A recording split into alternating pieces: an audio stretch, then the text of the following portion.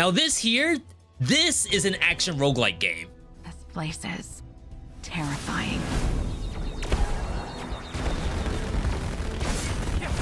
Your fighting skills are ridiculous! Witness my power! After watching all of that, I am absolutely floored by the amount of sauce that the devs put on this game. In fact, fans of games like Dead Cells, Hades, and Skul The Hero Slayer will finally get their hands on a game that emphasizes combat and build making first and foremost, all of which is packaged together into one of the most beautifully handcrafted pixel environments and characters that I have seen in a long time. As you watch this intro, you may think the combat looks a little bit overwhelming, but by the end of this video, I want to help you understand why it's so worth it to understand the chaos in this game. So let's start from the beginning. A being known as the Master is a destroyer of worlds. They capture the strongest and smartest inhabitants of the planet before destroying it. Then those who are captured are imprisoned in his own collection of war museums, which are guarded by the Zodiacs, ensuring no one can escape. You start off as Isla, infiltrating the central prison in order to defeat the Master. This place is even bigger than I anticipated. This central prison is also the central hub of the game. There are plenty of like-minded prisoners from different worlds, all aiding in your escape attempts. Once we talk to everyone we need, it's high time to hop on Sova's owl and travel headfirst into the first prison world. Morning dew's blinding. In this section, I'll try to break down how the game plays. So just like another action roguelike, we can move left and right. We have upward attacks. You can do that in the air too. This game has air stall to it because there's a little bit of aerial platforming and aerial combat. So being able to reset your jump after doing an attack actually does make a difference. That's something you will be using as you play. In this game, our spells are on the left-hand column. They actually go in order. When you use one, it recycles out and goes up to the top. And when you've used all four, then you've exhausted your spell deck, if you want to call it that. And it's all one after the other. Like, you don't try to skip one spell by going to the next one. You will be doing these in order. Isla, as you see, has like melee attacks, but her spells have a lot of ranged attacks to them. Every character has an L2 button. Hers is a teleport that backstabs the enemy, which kind of like goes into her assassin kind of playstyle. Every run starts off with a choice of spells. You can preview them as well by holding L1. There's like an affix that's added to it. This one already has one preloaded. So it kind of helps me make the decision of which one I want to pick up. Of course, there's no wrong choice here. This is the prowess tree. By leveling up your character, you can unlock prowesses that will add effects to your basic attack or your signature spell. So not only do we have spells, we have our signature attack, which remember, that's the teleport. You can augment those on this screen. So for example, the shadow mark we applied creates ice swords. On hit, it does toxic gas, or shadow mark is applied to 2 additional enemies. Exploration requires precision. Now, as I said, in this game, you have 4 spells. The spells are on rotation. So in regards to knowing which spell is coming up, my recommendation is once you press a spell button, the next spell in the queue shows up above the character's head, just like that. As you play the game more, you'll start to memorize which spells are which. And really just based on what you've collected, it's not that hard to figure out which spell is going to be the next one that's coming up. As we clear these enemies, we have a new area that pops up. This is the Telluric Ruins, which is a spell reward, and the first one that we'll see in this run. Ruins. Let's check them out. Here I get presented with a simple choice of 2 different spells. Of course, I can hold the preview spell to see what this does. Creates a clone and allows you to jump backwards, and the clone also explodes. This grants you invincibility frames, which is probably the most important part of the skill. And then we also have Ravaging Spheres, which creates 2 orbiting spheres around the caster. So you can already kind of see, coming from the shuriken that we have earlier, which is a very long-range skill. Now we have one that's more so geared for melee. There are also challenge rooms in the game. We meet up with Taurus. Taurus has a pretty simple sounding challenge. You need to destroy every flying dummy, but in this challenge, the floor is literally lava. Destroying the actual targets requires you to get a jump reset, which occurs every time you do a basic attack. Upon landing the hit, I can jump again and either continue attacking or use a skill, all of which is possible to destroy a target with. Our reward for clearing that is an actual Taurus summon. Similar to other games where you get to summon one of the NPCs that you meet along the way, we're going to be generating a meter over time that allows us to pull Taurus into a fight and do a special attack. Traversing through the levels of Astral Ascent has the player picking which route they want to go. At the end of each stage, you have your choice between 1 to 3 different options. There are typically things like getting currency, getting keys for chests. In some cases, you'll have spell rewards, and in other cases, you'll have rarer options that really define what your game is going to look like. On top of that, each choice has a difficulty tied to it based off the number of stars on the actual stage. Those stars are a currency you use in the game itself, so most of the time you want to pick the harder stages or whatever gives the most stars. Defining the build is priority number 1. Sometimes you'll be presented with the same choice. One is a 4-star and the other is a 5-star. This changes how difficult the enemies in the rooms will be. I, for one, will be taking the more difficult star rating. And the reason why is every time you pick an area, you actually get those stars that we are going to spin a little bit later. After clearing this area, we have yet another choice. On the left, we have the option of picking up an aura, which is actually very important, but we'll see this again later. On the right, we have the Echo Isles. Echoes are certainly more rare to appear than an aura, so it makes sense that we'll go into this sooner rather than later.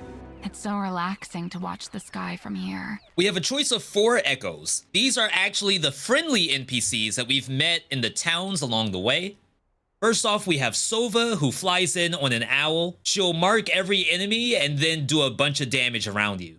Next up, we have Icky, who gives us our classic Death Defiance.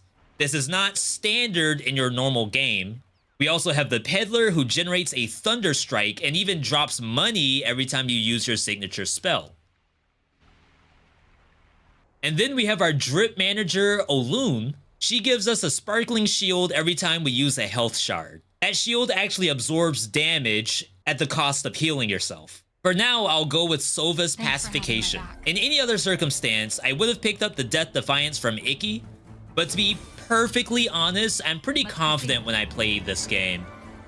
With keys, you actually have the ability to unlock these key altars. It's important for us to find keys whenever we can, because this is how we're going to directly upgrade our character without having to worry about a specific spell, or we'll have the option to actually upgrade a spell. In the early game, it makes a lot of sense for you to upgrade your character, as you really don't know what the spell loadout's going to be by the end. After clearing this room, we have a choice of Gambit. The Gambits we use to augment our spells. They have elemental affinities, so oftentimes it makes sense for us to choose one that fits the element of our actual spell. Of course, that's not mandatory. You can mix and match however you want. In this case, I'm actually going to take the on-hit ice. Ravaging Sphere hits multiple times. We have a lot of chances to activate the ice idol. Just before the boss, lovely to see you. We get to visit Andromeda's bar? I think you would call this a bar. Inside, we have a nice rest area where we get to meet some of the Zodiacs that just like to hang out here. Remember, not every Zodiac is here of their own volition.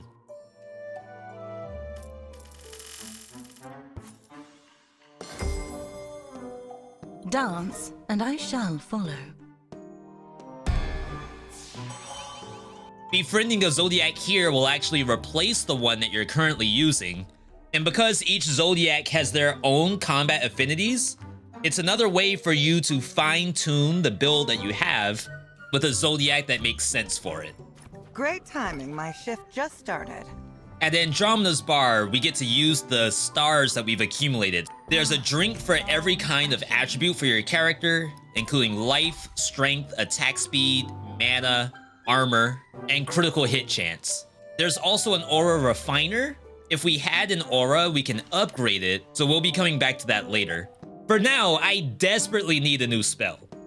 In the shop, we have an Aqua Ball. I also see Psy Trap, as well as Unrelenting Tornado. My thought process here is that maybe I can do Tornado after Ravaging Sphere.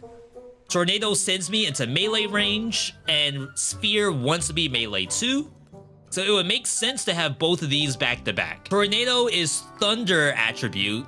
We'll augment this with more Lightning Gambits. And I might as well pick a common gambit too for the spheres. I don't want to blow all my money in this shop just yet because we're so early in the game. I don't want to hard commit to a specific spell. After the shop is our first boss. This is one out of 3 Zodiacs, all of which are Earth signs. Our first encounter is going to be with Virgo, which funny enough is my sign in real life. In a past life, I was a brilliant strategist. Well, show me what you're capable of. Feather Spear!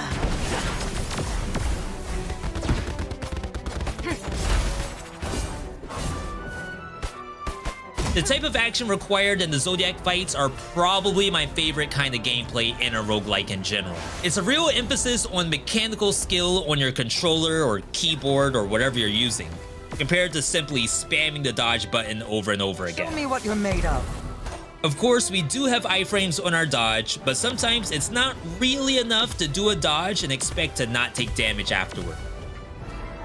A lot of these Zodiac fights are purely positional based. Honestly, the Zodiac fights are probably the most exciting part of the game. I was able to take out Virgo with a few hits, but not really feeling like I'm in any danger. I will tell you now, little bit of a spoiler alert, this is an easy mode Zodiac. Virgo will certainly be a lot harder later on the more I play the game.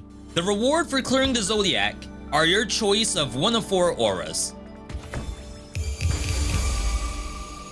Here we have on spell cast, create an ice sword. When the hero is hit, create a fire shield. Increase your max life by 30. On hit, chance to restore 1 life. And on spell hit, 10% chance to apply vulnerability. Each spell has a rarity to it. In this case, we got 3 common and 1 rare. Each aura can be upgraded like we saw at the bar. If you hold the L1 button, you can actually see a preview of what the upgrade is. In this case, Ice Sword gets bonus damage. Fire Shield has a chance to ignite. The legendary version of Wild Breath gives you 10 life on spell refresh, and vulnerability upgrades to give you 2 lightning orbs. Again, I don't have any real plans for my spells just yet because I haven't had anything to just fall out of the sky. I should probably take the generic option, which is the max life and heal on hit. Powerful. For our credit, we have a lot of multi-hit attacks, so we might see a lot more healing coming through than a different build. In the next area, we enter the Barrens. We're going to be fighting the fire signs of the Zodiac table. Before we do any of that, we need to do our Guardian Prowess. We get to upgrade our melee attack. For example, we have a 20% chance to heal ourselves. Basic attacks can trigger Thunder Strikes, or they can trigger Plasma. Funny enough, we already got healing from the aura, so perhaps doubling down on the healing is the right way to go. We also get to upgrade our signature spell. I'm going to grab the reduced cooldown, which allows us to use it more often. It might turn into something really cool later. Every time I land a hit on an enemy, you can see this green ball fly towards my character. That's actually the healing on hit. It has a visual indicator whenever it activates. So as you're watching my playthrough, pay close attention to how often a green orb flies to me, because that's gonna prove the value of not only the aura, but also the melee attack upgrade we got. On each hit, there's a 30% chance to create 1 lightning orb. That is a lightning affinity. We're actually going to apply this to our tornado. And as you see, 2 yellow squares are now showing on tornado. That is a 20% damage bonus on top of the 60% because it's level 3. As you're playing through the game, you're actually leveling up your spells, not only through raw power, but also through the gambits. In this choice, we have the Forge, and while it does say spell reward, it is actually different than the first spell reward we saw. And then we have the option of an aura. Now, choosing the aura at this point makes a lot of sense because now I'm starting to refine the build a little bit. So I'm going to go for the aura and see if we get lucky. Increase fire shield damage by 30%. Not the best option we could have gotten here. We're going to take it for now, just in case that's something that we decide to swerve into. Ideally, I'm looking for an aura that supplements any of the abilities we already have. After clearing this area, we have the option of a Gambit, an aura, and a new one, which is an Eclipse room. This has the highest difficulty and a massive key reward if we're able to clear it. This place is terrifying. Isla's right, an Eclipse room can be absolutely terrifying. Right now, I would like to say I have the confidence to clear through this, but what we're doing is a high-level encounter with multiple enemies and hazards on the screen at the same time. These rooms will often have elite monsters in them as well, which we haven't seen yet, but it is basically a souped-up version of a normal monster that has a buff that is randomized. In this case, it is actually dropping meteors from the sky. A room like this is often where I would probably use a health pot. I haven't really mentioned the healing in this game yet. Basically, the health pots, health flasks, health whatever you want to call it, are accumulated throughout your gameplay. They simply drop at random upon killing an enemy. You get to bank up to 5 at a time. If you happen to save all 5 and use a heal, it spins them all and gives you a massive bonus to the heal. Yet another brand new room called the Void. The reward for this is a Gambit slot unlocker, which is actually very powerful. Of course, with that power, we're gonna have to fight a mini-boss to get it. I believe these mini-bosses are based off of constellations. As you can see, Star Guardians like Draco are just about as strong as a Zodiac. They have a lot of cool attacks to them, as well as really, really fun dodge patterns. Feather Spear! Be gone! We have our Gambit slot unlocker. Notice that each one of these has a lock to it. I'm going to unlock the Unrelenting Tornado, since that seems to be getting a lot of attention from us. On each hit, have a 75% chance to apply vulnerability. Let's add that to our Ravaging Spheres. Spheres is actually a neutral element, and there are neutral gambits to go towards that. One being the increased damage, the other one being the vulnerability. So now Ravaging Spheres has a 20% damage bonus. We haven't leveled that up at all, but perhaps we can do that in the Forge. Here we have the choice to level up all our spells by 1. We can choose a new spell by have plenty of money to buy one from the shop, or we can unlock a Gambit for all of our spells. So for now, let's upgrade everything by 1. As we're getting a little bit closer to spells we actually want to keep. Even though we don't have a health flask, we can actually buy one by spending stars at the bar. That cost does go up every time you do it, so the more you have to actually use the health flask and buy it back, the less amount of actual drinks you can buy from the bar. Here, I want to maximize my damage, which I feel like is a little bit lacking. If I see health, I'll still take it whenever it shows up. We have our Aura Refiner, which again, we can level up the Wild Breath into Legendary. This is actually giving us a Snowflake whenever the Fire Shield hits. So that's really specialized. I doubt we're gonna go into that. So now it's time to buy a new spell. This Astral Powder looks pretty interesting. It's again a melee focused build that gives you iframes whenever you use it. It is fire attribute, so maybe if we utilize the fire shields, we can still play with this. Let's go ahead and replace our starter, the Ethereal Knives, and then augment a couple of fire gambits onto it. Now, personally, I don't think I like the Shuriken anymore. While I do see that these are poison attribute spells, the electric scalpels actually looks fairly close range and will probably get more use than the throwing star. I do get a little bit of my money back for the investment I put into that. And there's an actual poison gambit here that we can slot into it to get some bonus damage right now. Our second boss is going to be another fire sign. Today, we're going to be fighting Sagittarius.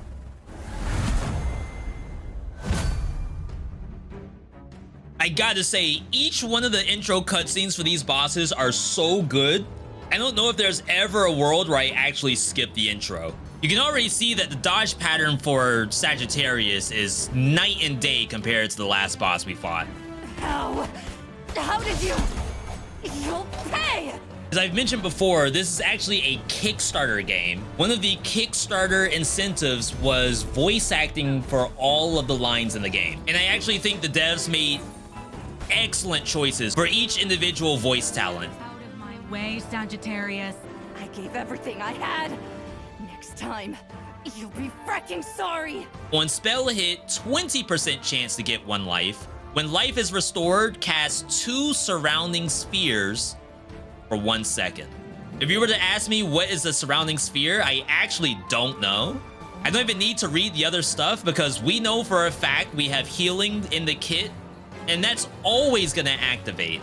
It's not just the heal you get from that individual aura, it's any healing that comes in is going to generate that sphere. So I should be able to see the surrounding spheres extremely soon. And there they are, red floating orbs around the character. I presume these do damage. This is actually perfect for us because they seem to detonate on hit, which means the more healing that you get, the more often that they will activate. We have almost accidentally made a perfect build here. And honestly, I'm playing on a fresh save right now. I only have access to the most basic of abilities, and we were still able to make something extremely interesting. That is one thing I actually love about this game. There are many action roguelikes out there, all with emphasis on combat or build making. It's very, very difficult to have both the combat and the build making as high quality as something like this. We have 2 more rooms that we have yet to visit. One is the Sun, which grants an elemental gambit reward, and the other is Pavo's Ruins, which give us spell level ups. I believe we're gonna go into the Sun. This is one of my absolute favorite designed areas in the game. What you have is your choice of 5 gambit families. It's ice, neutral, electric, poison, and fire. I get to choose any one of these that I could possibly go for, and it will actually add the elemental attribute to the spell regardless of what's already on it. In this case, I will be grabbing neutral and applying 50% chance on hit to restore life to the ravaging spheres, replacing the ice idol, which was sort of just filling in a slot. You can sort of see the pattern going here. We are actually grabbing everything that heals us, and every time we heal, we get damaging orbs. Upon leaving the Sun, we are offered the Moon. The Moon gives you a Zodiac spell for the cost of 175 HP. I don't know how that scales, but that was easily 40% of my life. The spells themselves are Zodiac spells, each one with an element. For example, we have Gemini's Lightning Cyclone, Pisces has Ice Clones, Virgo has neutral light swords, and Taurus has a neutral double slash. It would be a really good idea to simply keep with the theme I have going. In this case, Virgo's light sword actually comes with life restoration. There's actually no way I can skip this right now. I'm going to replace the weakest spell that we have, so I apologize. The Astral Powder has to go. And now we have the perfect area to test out our new strength. I'm at half HP, so let's see how much life I get by the end of this. I can't.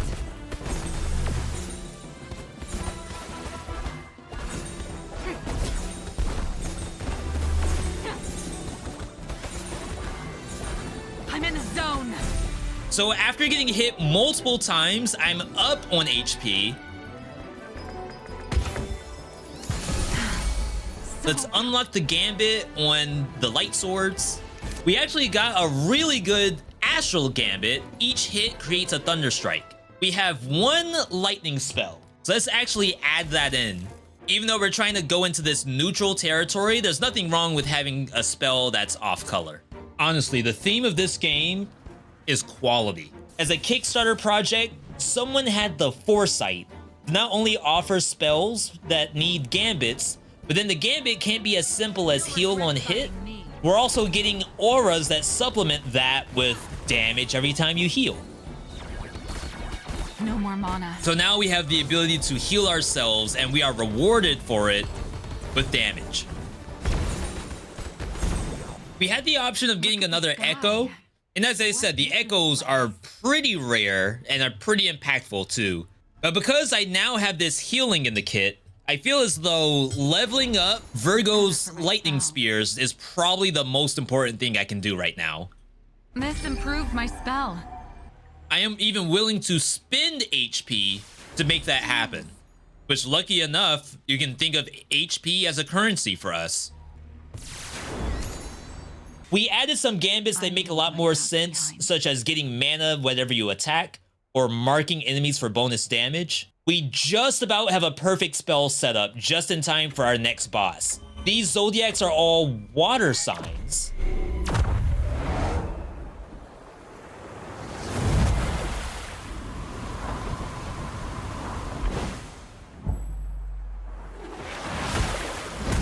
And we have to fight Scorpio, probably one of my favorite intros of all the Zodiacs. Hard to imagine a peasant like you managed to pass by the other Zodiacs. Feather spear.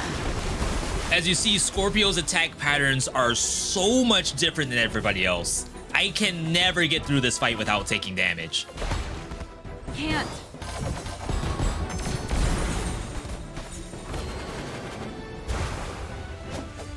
A mere scratch, nothing else.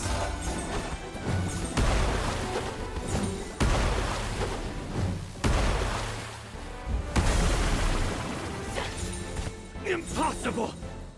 Who are you? You don't need to remember my name. Remember this defeat. The aura rewards don't really supplement our build all that much. There is a generic one here. On spell refresh, it summons 2 Yaleys, which do random effects. We'll replace the fire shield that we had from the beginning of the game. As I said, the odds of us using the fire shield were very, very slim. And it seems that the game agreed with me. Crimson Highlands, this is actually air signs, even though everything's electric. We have basic attack, chance restore mana, and then signature spell also restores 1 mana. We finally get to grab the last aura for our build, Death Defiance, which came back. I think in the case of any roguelite, you would probably pick up Icky's last words.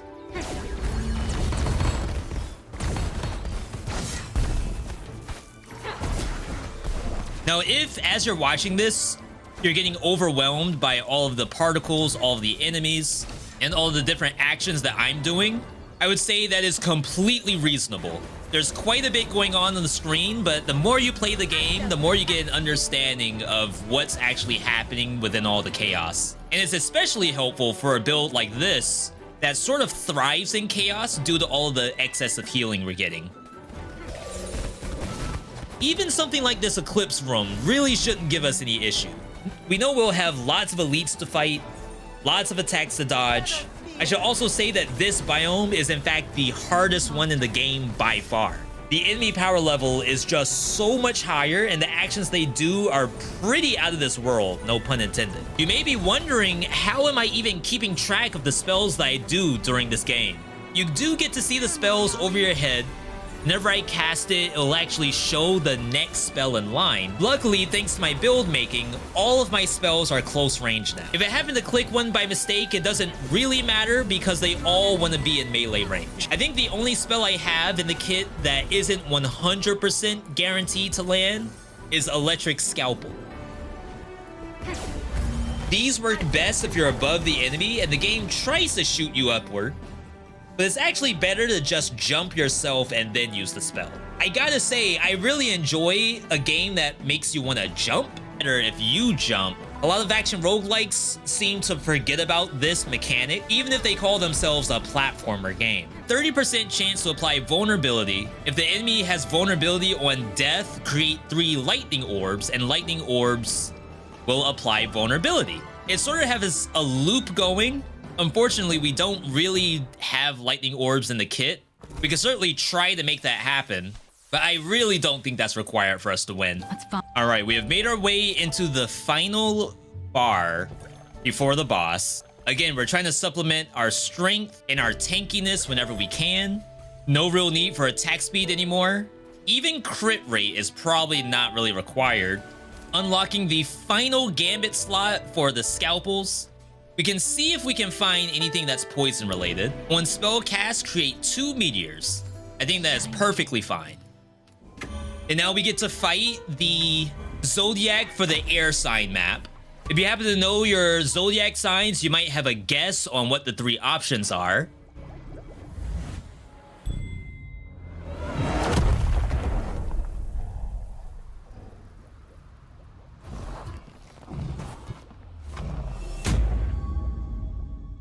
Today we're fighting against Aquarius. Again, another super good intro. I shall protect you. Isla's moveset and her ability to teleport is actually really big in this fight. A lot of characters have different options to deal with the certain bosses, but Isla in particular loves fighting against Aquarius. It's too strong. Release it. I think this is also the only boss that has a DPS check to it.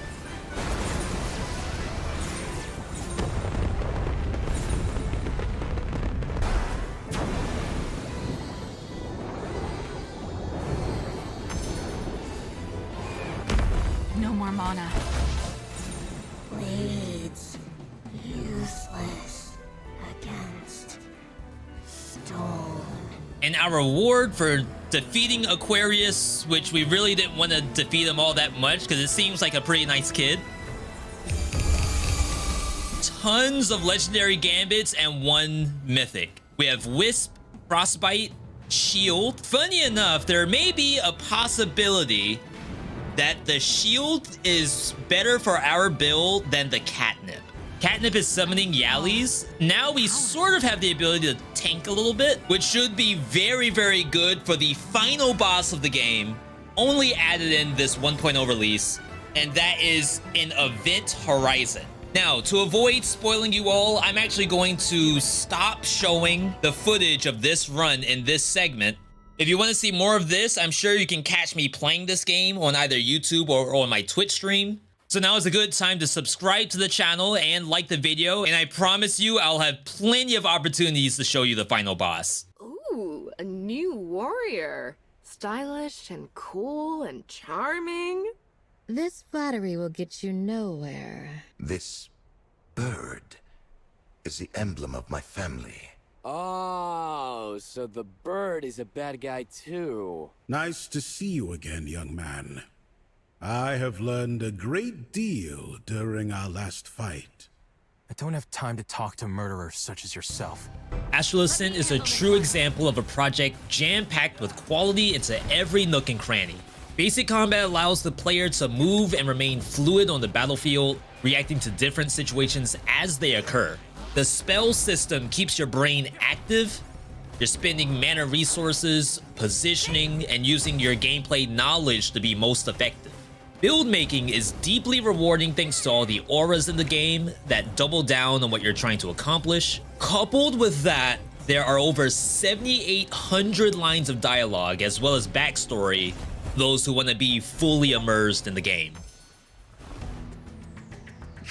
Basilius let you win. Oh yeah? Come here and give me 5, little buddy.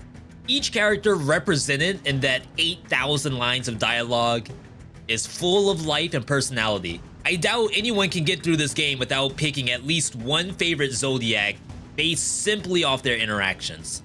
All of these put together is what I like to call the sauce of an S-grade game. Truthfully speaking, if you look at the other top action roguelikes on Steam, many of them are a few years old now. Breaking into the ranks is so incredibly difficult if the game feels soulless, really. And of course, Astral Ascent is anything but. I'm very much ready for another game to prove it can stand among the ranks of these giants. And trust me, I've played many, and you can see all of those on my YouTube channel. Other than that, thanks for listening to me ramble on about this game. Like the video, subscribe, ring the bell to catch the next ones coming up. Either way, I'll see you next time.